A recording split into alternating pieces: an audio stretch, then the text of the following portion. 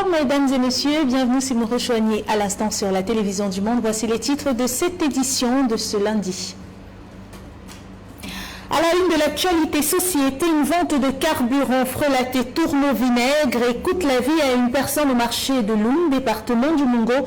Nos reporters Patrick Ngoignan et Jeanne Nyonta nous racontent dans quelques minutes. Police judiciaire, c'est à Garoua, dans la région du Nord, Cameroun. Et puis à suivre également dans ce journal, télécommunications, le président de la République met une pause au mécanisme de collecte de taxes sur les terminaux numériques ce jour.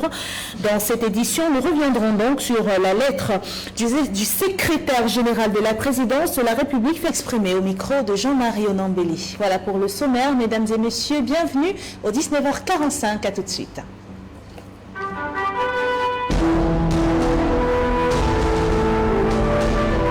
Cette édition de l'information.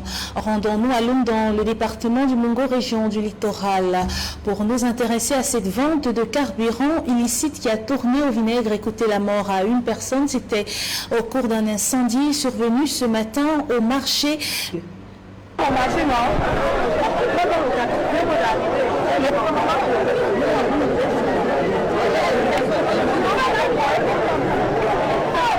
Le carburant frelaté est vendu clandestinement, a encore frappé à l'olé au 3e degré.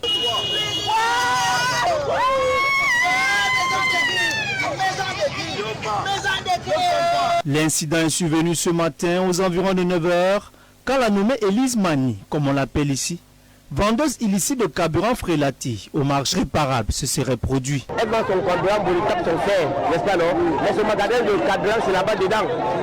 Bon alors, ce matin, pendant que la femme de Moni prépare ici devant, elle est en train de mesurer le carburant là-bas derrière. En traversant alors, le carburant doit être aussi devant et la cuisine est là-bas derrière. Il n'y a pas cet obstacle aussi. Le carburant qui a créé tous ces problèmes. Alors quand le carburant a créé tous ces problèmes, elle était en train de transférer son carburant.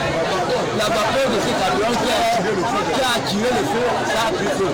Voilà tout ce que je peux vous dire. Après même quand on a porté d'abord la façon qu'on fait l'eau pour marcher, pour ancrer. C'est là-bas qu'on trouve une personne brûlée là-bas dedans. Descendu sur le lieu du drame, le sous-préfet de Loum, Pascal Zoua, condamne du carburant ne se passe pas dans les agglomérations. Et même le transport du carburant, en réalité, ça se fait par voie maritime. Alors, imaginez quelqu'un qui a un entrepôt de carburant dans une quartier. Ça, c'est ça, c'est projet très loin. Nous condamnons fermement cette activité et je crois que à partir d'aujourd'hui, on va encore revoir tous les réseaux de vente de ce carburant. Place. Et parlons à présent de la lutte contre la criminalité dans la région du Nord Cameroun et précisément dans la ville de Garoua où un gang de présumés malfrats spécialisé dans le vol des voitures de luxe est tombé sur le terrain. Suivons le récit des faits avec Frédéric Moutomé et Seydou Fonze. Coup de filet de la police nationale à Garoua dans le nord du Cameroun qui vient de démanteler un véhicule avait été volé au Tchad, en Djamena, et que ces véhicules seraient de passage dans la région du Nord, particulièrement dans la ville de Garoua, ou le sud, de jours comme nous, qui nous ont permis en 3 jours d'interpeller les suspects et de saisir en même temps opération menée par les fins lignés de la brigade des enquêtes de la délégation régionale de la police judiciaire à Garoua a aussi permis de comprendre et de dévoiler le mode opératoire de ces présumés malfrats. Il ne s'agit pas donc de besoin du matériel roulant dans l'accomplissement de ces missions pour réaliser son projet. Il contacte des particuliers, il signe des contrats de location avec eux. Et dès lors qu'on leur remet le véhicule, glissait frauduleusement d'autres documents faisant d'eux les légitimes propriétaires.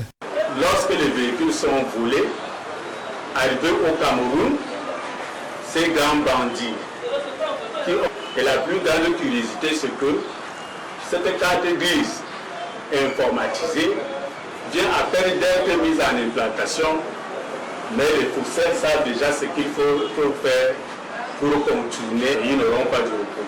Fort de cette action coup de poing qui a bénéficié de la collaboration de la population, le délégué régional de la police judiciaire du Nord invite celle-ci à prévenir et à assurer les populations et leur demander de faire confiance à la sécurité nationale en ce qui concerne la lutte contre, à chaque fois qu'ils ont des informations relatives à la criminalité.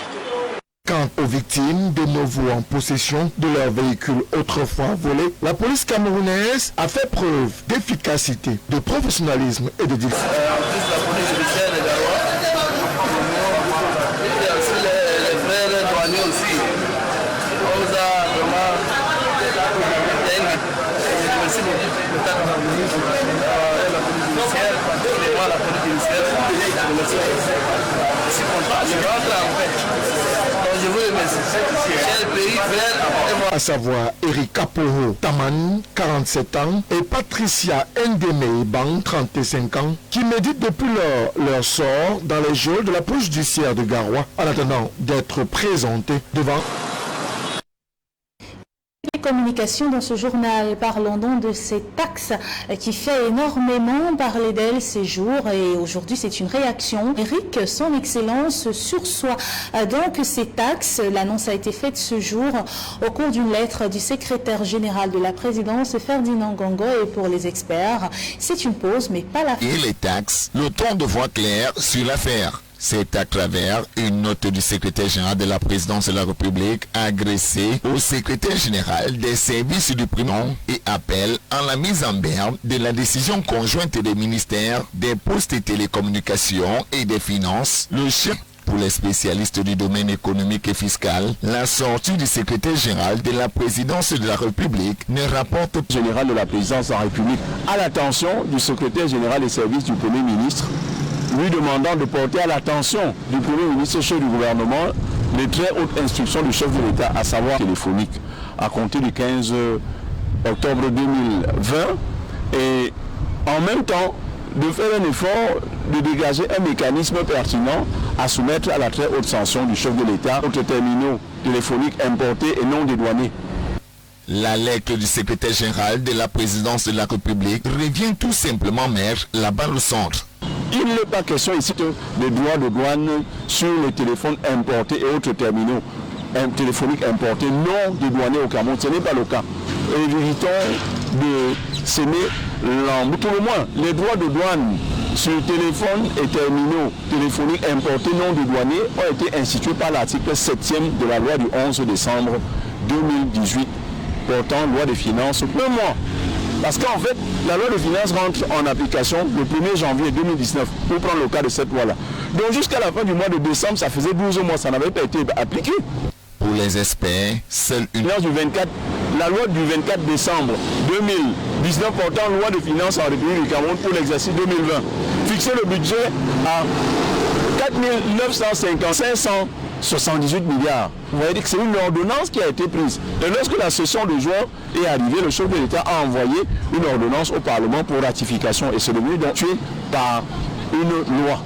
Avec cette lettre du secrétaire général de la présidence de la République, espérons que les esprits qui se chauffaient de part et d'autre vont pour un instant se... Des taxes sur les terminaux numériques. Plusieurs experts, quant à eux, continuent de défendre l'importance de ces dernières sur le plan économique. Je vous propose de regarder. Alors que le secrétaire général de la présidence de la République, à travers une correspondance adressée au secrétaire général des services du Premier ministre, est venu mettre une numérique sont importants pour le Cameroun. L'État a besoin de ressources pour fonctionner. Ça la sécurité, il faut financer plein de domaines, et pour le faire, l'État a besoin d'argent. L'État se finance à travers des plans des exportations. Le Cameroun, au mois de juin 2017, était rentré sous programme avec le Fonds monétaire international, et cela lui a permis de bénéficier d'un financement. Ça a duré donc 3 ans. Regardez que c'est depuis le mois de juin que ce programme est arrivé à expiration. On ne l'a pas encore renouvelé. À l'occasion de ce genre de programme-là, les donneurs d'ordre internationaux, parce que quand même, dans les années 2000 jusqu'en 2010, les droits de douane prélevés sur les téléphones importés qui rentrent au Cameroun caracolé à 2 milliards par mois, une percée inverse. On est passé à 900 millions, 800 millions, 500 millions par mois, alors que le nombre de téléphones qui rentrent maintenant avait presque... Qu'ils font en ayant des manquements à leur tâche. Exhortation que je pourrais lancer à l'endroit des douaniers, à l'endroit des hôtesses de l'air, à l'endroit des pilotes de navires qui rentrent ici, le douanier, et il franchit le cordon douanier, il rentre de l'autre côté, vous lui donnez quelque chose. Et à la fin, c'est ça qui cause dans ce problème, c'est très bien. La quantité de téléphones qui rentrent au pays est très élevée. Par contre, les droits de douane qui sont prélevés par les autorités chargées de le faire. Sur ces fonds aussi, achètent les téléphones pour pouvoir se livrer à certains jeux. D'abord de dédouaner. Parce que si ces gens dédouanent ces téléphones, on n'en serait pas arrivé à cette mesure-ci qui pousserait l'État maintenant à violer. Certains espèrent Demander au consommateur final de payer directement les droits de douane, ça ne se fait nulle part. Généralement, c'est l'importateur qui est inscrit au registre des imports entrés sur l'espace économique du pays, pour prendre le cas du Cameroun. Donc ce qu'on est en train de faire là, c'est une entorse au principe qui veut que ce soit l'importateur qui paye directement les droits de douane et non le consommateur final qui le paye directement. Reste et demeure le moteur de développement dans un pays. C'est donc une affaire à suivre pour les populations qui restent par le biais d'une lettre du secrétaire général à la présidence Ferdinand Ngongo. Et en société, revenons sur la lutte contre la vente du carburant illicite qui ne cesse de faire parler d'elle. Et cette fois, Frélaté, elle a été découverte grâce à une opération menée par les éléments de la gendarmerie et supervisée par le préfet du département du Mungo qui a tenu à féliciter Tomé et Château-Valomben. De bons points pour les éléments de la compagnie de gendarmerie territoriale de transformation de fortune, 6 à Melon, dans le département du Mungo, région du littoral. Nos forces viennent une fois de plus de marquer un grand coup portant des camions, donc des quantités, et vous voyez que nous avons affaire à un véritable entrepôt à nos forces. Et nous déplorons cette pratique qui fait beaucoup de mal à notre pays sur le plan économique illicite. Et nous pensons que la réglementation sera appliquée face à ces actes. Cette croisade des autorités administratives. Je veux saluer la collaboration de la population sur Mungo Nord, qui a pleinement compris le concept de défense populaire que le chef de l'État a mis sur pied. La population, nous les avons filés depuis à peu près 5 jours. Et le renseignement, Dieu merci, était effectivement bon. Nous sommes tombés en action menée à Melon par la compagnie territoriale de gendarmerie du Mungo Nord. Le numéro 1 de ce département est descendu sur le terrain pour se faire de l'eau et de l'énergie. On a vu qu'à première vue, on ne peut pas évaluer. Si seulement de nombreux, on a presque 2 camions de 36 000 litres. Notre compte ajouté, c'est la procédure.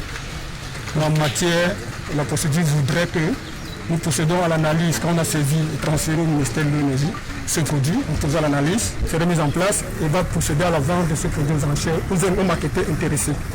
Si au cas contraire, ces produits ne sont pas de bonne qualité, on peut soit les détruire par des organismes agréés ou vendre à les trafiquants des produits pétroliers, notamment le gazole, ici à l'image, ont été mis aux arrêts. Cependant, l'enquête ouverte à cet effet suit son cours normal pour démontrer. Continue à appeler les populations à une étroite collaboration dans la lutte contre la vente et la commercialisation du carburant illicite. En éducation, rentrée académique 2020-2021, à l'intérieur du campus, tout le contraire, justement, pour le centre de l'excellence. Toutes facultés ne désemplissent plus. L'on est à la recherche de la bonne information. C'est l'ambiance qui prévaut. C'est lundi 19 octobre 2020 à l'université de Douala où le processus de préinscription est enclenché depuis quelques jours. Les nouveaux bacheliers rencontrés ici découvrent pour la première fois leur nouveau cadre de formation. C'est vraiment formidable par rapport à l'enseignement secondaire. Il y a une nouvelle vie qui s'annonce et on s'y met. On découvre de nouvelles choses, de la responsabilité également. Le choix de la filière pour ce nouveau venu reste une équation difficile à résoudre. Mais les conseillers d'orientation mobilisés au sein du campus sont là pour les aider dans cette lourde tâche. On essaye de trouver une adéquation entre son profil intellectuel, psychologique et également l'ambition pour voir si cela cadre bien. Et donc nous tenons compte de cela au regard des notes qu'il a eues dans le secondaire, mais également de son ambition forte. La rentrée académique à l'université de Douala ne va pas en marche. Des contraintes imposées par la pandémie du Covid-19 et dans les amphithéâtres, le nombre d'étudiants sera considérablement revu à la baisse. Pour un amphi, par exemple, qui a 1000 places, nous prenons 350 étudiants en respectant cet écart de au moins 1 mètre entre deux étudiants. Mais cette réduction des effectifs ne sera pas sans conséquences. Pour un cours qui aurait pu être fait en une fois, nous sommes obligés de le faire en 3 fois. Et là, nous prenons disposition par rapport à nos enseignants pour leur expliquer. Mais cela impose aussi d'avoir des ressources un peu plus importantes en termes de vacations, en termes de prise en charge de ces nouveaux enseignants et de ces charges additionnelles.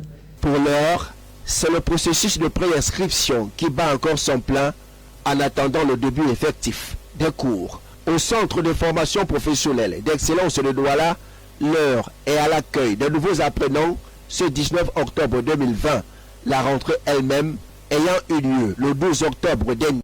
Après avoir procédé à l'enregistrement physique et le procédure administrative, aujourd'hui, nous accueillons les apprenants dans notre campus pour les expliquer, pour faire la leçon inaugurale d'abord, et les expliquer ce que nous faisons au niveau du centre de formation professionnelle, qu'est-ce qui les attend au courant de l'année, quelles sont les mesures qu'il faut prendre pour combattre la Covid-19, parce que nous savons que cette année est une année particulière, surtout avec l'avènement de cette maladie qui a vraiment eu un impact sur l'année de formation écoulée. Ici, toutes les mesures pour une année académique sans Covid-19 ont été prises. Prévu ce matin, partager des masques à tous nos apprenants. Nous avons installé les points de lavage d'eau dans tous les ateliers et nous avons installé les points de lavage d'eau à l'entrée du centre et dans presque tous les blocs administratifs. Et nous avons aussi mis des mesures pour que les apprenants qui aillent, par exemple, dans les pauses de récréation, puissent aller en groupe de 30 pour qu'il n'y ait pas de saturation. Les apprenants et les enseignants ont déjà le cœur à l'ouvrage. Les premiers cours sont déjà dispensés et le train est en marche. Après le primaire et le secondaire, c'est désormais au tour des plus grands de l'enseignement supérieur de reprendre le chemin des amphis. Nous souhaitons donc une excellente rentrée scolaire à tous les nouveaux bacheliers qui ont pris le chemin du campus. On ne dira plus au lycée, mais on parlera du campus cette fois-ci. Et puis rendons-nous à présent dans la région de l'Ouest Cameroun, précisément dans la ville de Baganté, pour parler d'économie et du budget d'investissement public. Avec un taux d'exécution de 69%, le département du Ndé est donc classé premier dans la région de l'Ouest. C'est au cours de la troisième session du BIP que l'annonce a été faite, une annonce qui invitait ainsi les forces vives du département à redoubler d'efforts. Plus de détails avec Patrick Goignon. Comme un soleil, que tous tes enfants du nord sur la terre, pour remplir le devoir toujours, l'amour et le grand honneur. Le département du Ndé, dans la région de l'Ouest Cameroun, occupe le premier rang dans le suivi de l'exécution du budget d'investissement public 2020 dans sa région. La première analyse qui convient d'être faite, c'est de dire que le Ndé est classé premier dans la région de l'Ouest en matière de suivi de l'exécution physico-financière du budget d'investissement public dans le dernier classement publié par le gouverneur de la région de l'Ouest. C'est une très grande joie et cette joie aussi devrait être celle de monsieur le préfet du département du Ndé qui ne lésine sur aucun moyen pour mettre les entreprises au pas, les ordonnateurs au pas, pour que globalement nous obtenions les résultats. Franklin François et Tapa se sont armés d'arguments et de stratégies pour toujours garder la tête du peloton. Le comité s'est bien tenu, comme vous l'avez constaté, et nous remercions aussi le préfet, comme il est venu nous laisser quelques recommandations. Et nous remercions aussi tous les participants qui sont en train de rehausser l'image de notre département. Nous sommes au premier rang au niveau régional et prions les participants et tous ceux qui accompagnent de continuer, que nous maintenons le cap, comme l'a dit monsieur le préfet. Et toute recommandation que nous avons pu donner, c'est de suivre, de continuer, de redoubler d'efforts, ne pas passer deux marchés à une seule entreprise et de veiller, de demander aux receveurs d'éduquer, de fournir les documents nécessaires afin que les entreprises ne puissent plus souffrir au niveau du paiement. La commune de Bassamba s'en sort avec un taux d'exécution physique de 42,61% pour un taux d'exécution financier de 2,73%. Bassamba a été salué, mais c'est toutes